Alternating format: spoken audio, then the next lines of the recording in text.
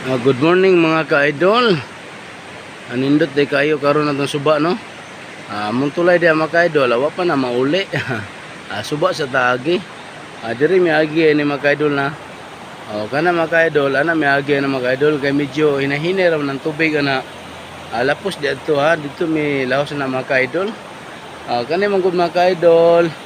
Kaning suba ni bali na duha ni. Diha ang pikas. Diri po ang pikas.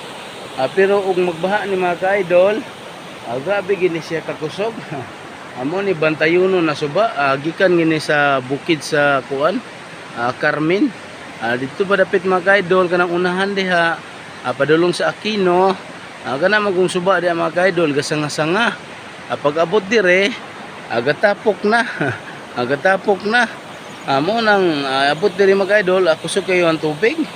Kanang suba mga ka-idol kana sa una mo nang gipahubsan kanang area ha. Kay medyo daghan pa man mi dire. Karon wala na mapahubsi mga ka-idol kay medyo nabungkag naman kayo gumikan sa kuan baha. Mao na mga ka-idol ha. Grabe view dire mga ka-idol ha, dire sa may Carmen. Presko kayong hangin rin mga ka-idol. Nindot kayo ang area mga ka-idol kay presko kayong hangin. Dili ba polluted mga ka-idol. Tanawan niyo mga ka-idol. Karon din mga ka-idol, na dita diri sayo dita kay dala man ta og kuan na dala taglabunon mga ka-idol. Ay man labat diri mga ka-idol. Okay, thank you for watching mga ka-idol.